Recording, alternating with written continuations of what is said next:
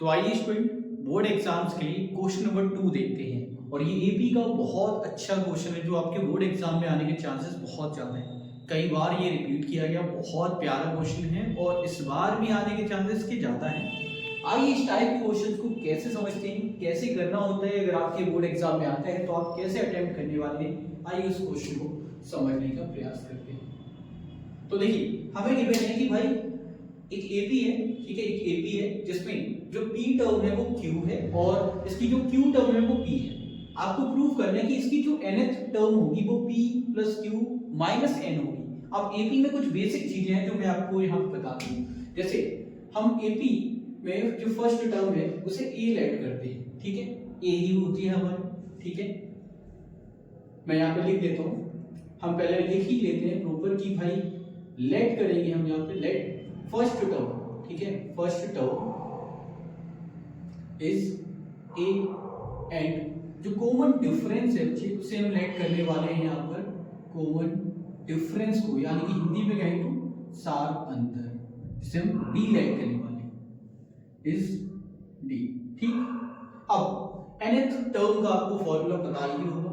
जो nth term होती है या एक जनरल फॉर्मूला जो रहता है nth टर्म का जो फॉर्मूला है वो है a n is equal to a plus में n माइनस 1 d, एक nth टर्म का फॉर्मूला। अब हमें बोला कि भाई nth टर्म नहीं, आप पहले p टर्म को डिफाइन करो, p टर्म क्या होती है। तो भाई p टर्म की बात करें तो जहां पे n है वहां p पुट कर दो, दैट इज a p, यानी p टर्म हो गई, कौन सी हो गई, pth टर्म। गिवन क्या है, q है ना, अकॉर्डिंग टू क्वेश्चन यही है। तो हम यहाँ पे क्या लिख लेंगे, इसे सिंपली pth टर्म क्या है, q है, q लिख दो, a एज इट इट रहेगा, n की जगह क्या आएगा p minus 1 into d, equation 1 हो गई, ठीक है। p टर्म क्लियर है, जो nth टर्म है उसी को हम चेंज कर रहे हैं, p टर्म बना रहे हैं। अब क्वेश्चन के अकॉर्डिंग हमें गिवन है कि qth टर्म जो होगी ना भाई, इसकी जो q टर्म है ap की वो क्या होने वाली है, p होने वाली है। तो लिख दो उसे भी, a प्लस में जहां पे n था वहां पे क्या आएगा q, बिकॉज हम किसकी बात कर रहे हैं, q टर्म की, ठीक है। तो टर्म्स क्लियर है। एक बार फिर से मैं रिपीट कर दूं, देखो जो भी आपको टर्म निकालनी है आपका जनरल फॉर्मूला ये है। मान लो आपको 71 टर्म निकालनी है, ठीक है, तो n की जगह क्या आ जाएगा, 71 आ जाएगा, पुट करेंगे तो a प्लस में 71 माइनस 1 इंटू डी, यानी a प्लस में 70 d हो जाएगा आपका 71 टर्म। तो जो भी टर्म पूछिए n की जगह पे उसे पुट कर दो, आपकी वो टर्म हो जाएगी। अब आते हैं क्वेश्चन पे, देखो आपको ये गिवन मिल गया, अब आप क्या करो, सब्ट्रैक्ट कर दो, ठीक है, थोड़ा सिंपलीफाई करके d की वैल्यू निकाल लीजिए क्योंकि a कैंसिल आउट हो जाएगा। सब्ट्रैक्ट करेंगे कौन सी इक्वेशन, हम यहां पे कर दे रहे सब्ट्रैक्ट इक्वेशन 2 फ्रॉम इक्वेशन 1, ठीक है। आप पहले में से दूसरे बटा लो या दूसरे से पहले को, बात एक ही। अगर मैं करता हूं तो मेरे पास आएगा p माइनस q, है ना, सेकंड में से मैं फर्स्ट को माइनस कर दूं, इक्वेशन 2 फ्रॉम 1,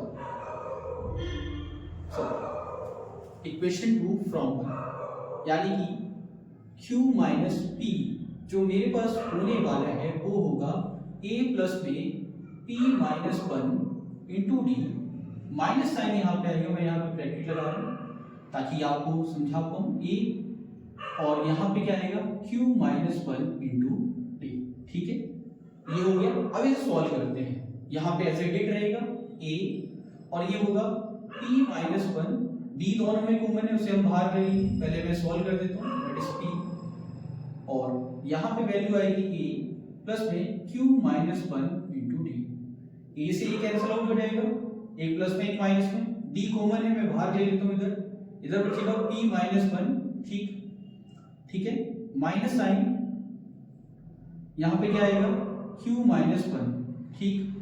अब हम लिखेंगे इसे d और ये जो p है एज इट इट रहेगा, p 1 जो है माइनस 1 एज इट इट रहेगा, ये वाले में साइन चेंज होगा बिकॉज आप देख लीजिए माइनस q हो जाएगा और ये प्लस 1 हो जाएगा, ठीक है, 1 और 1 कैंसिल आउट हो गए, t बराबर इधर क्या आएगा p माइनस q, ठीक है, और इधर क्या था q माइनस p, अब आप कहोगे कि सर ये टर्म्स तो सेम है बट यहाँ पे साइन का अंतर है, तो क्या करना है, इस वाली टर्म को -1 से इंटू कर दो। क्या कर दो, -1 से मल्टीप्लाई कर दो। अगर मैं इसे -1 से मल्टीप्लाई करता हूँ तो यहाँ पे ध्यान से देखना कुछ चेंज नहीं होगा, बस ये टर्म क्या हो जाएगी, यहाँ पे आ जाएगा ये आपका, या फिर इसे भी ये भी मत करो, आप ज्यादा कंफ्यूज मत हो, आप सीधे लिखो d is equal to q minus p upon में p माइनस q। ठीक है, ये वैल्यू आ गई। अब आप देखोगे कि ये टर्म्स ना आगे पीछे, इसका सॉल्यूशन क्या है कि आप टर्म को चेंज करके लिख दो। ये वो वाली टर्म है ना, इसको क्या करो, -1 इसमें से कॉमन ले लो। अगर आप -1 कॉमन लेते हो ऊपर वाली टर्म्स में से, तो ये q जो है -2 आ जाएगा। आप लिखेंगे p प्लस का हो जाएगा और q माइनस का। ठीक है, नीचे क्या है, p माइनस q। अब टर्म सेम हो गई, कैंसिल कर दो, तो t बराबर क्या आ जाएगा, -1। जब भी आपकी रिवर्स ऑर्डर में तो वैल्यू क्या आएगी, -1। ठीक है, ये आपके पास में d आ चुका है। अब आप जो d की वैल्यू है उसे उठा के पुट कर दो इस वाले क्वेश्चन में, तो आपको a की वैल्यू मिल जाएगी। चलिए पुट करते हैं। अब हम d की वैल्यू पुट करेंगे इक्वेशन 1 के अंदर। Put d is equal to -1 equation 1। ठीक है, d की वैल्यू पुट करते हैं तो ये आएगा a प्लस में p minus q, sorry p minus 1 into में -1 बराबर है हमारे पास में q। ठीक है, ये टर्म आ गई, a की वैल्यू को सब्ट्रैक्ट करेंगे यहाँ पे a प्लस में p। ठीक है, अब ये आप ध्यान दोगे तो ये -1 से इंटू होने पे क्या होगा, साइन p जो है माइनस को हो जाएगा, क्या हो जाएगा, माइनस को, और ये -1 क्या होगा, +1 हो जाएगा। ठीक है, और इधर कितना, q हो जाएगा। अब आपको a की वैल्यू चाहिए तो सारी टर्म्स को उधर ले जाओ। आप लिखेंगे a is equal to p, उधर जाएगा प्लस का, q प्लस का, और 1 क्या होगा, माइनस का। अब आप देखो आपके पास में a आ चुका है, d आ चुका है, फर्स्ट टर्म मिल गई, कॉमन डिफरेंस मिल गया। आपको निकालनी थी nth टर्म। क्या निकालनी है, nth टर्म। nth टर्म क्या होती है, an बेसिकली होता है a प्लस में n माइनस 1 d। आपको a पता है, d पता है, n की जगह n पुट करना है। चलिए सॉल्व करते हैं इसको। तो देखिए an मैं यहाँ पे लिखूंगा, a की जगह पे मैं लिखने वाला हूँ p प्लस q माइनस 1। ठीक है, और यहाँ पे प्लस साइन आएगा। ठीक है, बिकॉज प्लस साइन है। n की जगह पे मैं n ही पुट करूंगा, 1 की जगह पे 1 आएगा, d की जगह पे मुझे पुट करना है ये वाली वैल्यू, दैट इज -1। ठीक है, अब सॉल्व करते हैं। जब आप इसे सॉल्व करोगे तो ये वैल्यू आएगी p plus q -1, as it is रहेगा, इसमें कोई दिक्कत नहीं है। यहाँ पे आप देखो -1 से मल्टीप्लाई करने पर ये n जो है वो माइनस का हो जाएगा और ये -1 हो जाएगा +1। ठीक है, n क्या होगा, माइनस का, और 1 क्या हो जाएगा, प्लस का। तो अब ये सॉल्व करो, p plus q -1 minus n plus में 1, -1 प्लस 1 कैंसिल हो जाएंगे। आपकी an जो आएगी वो होगी p plus q minus n।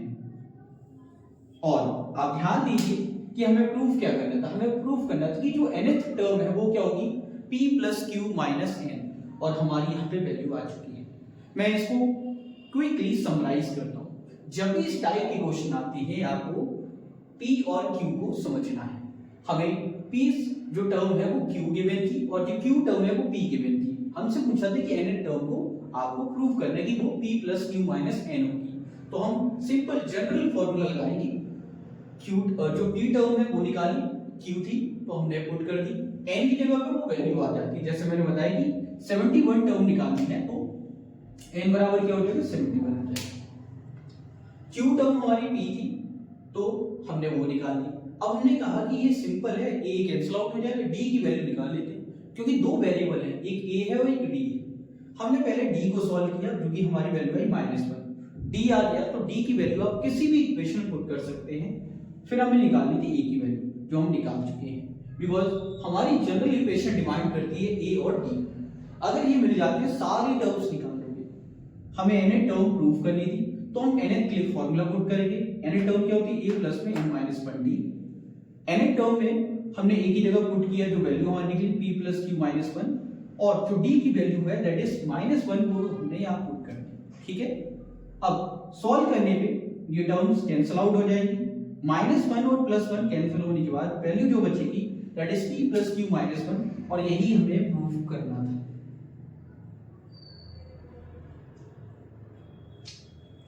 Alright, उम्मीद करता हूं आपको समझ आया होगा।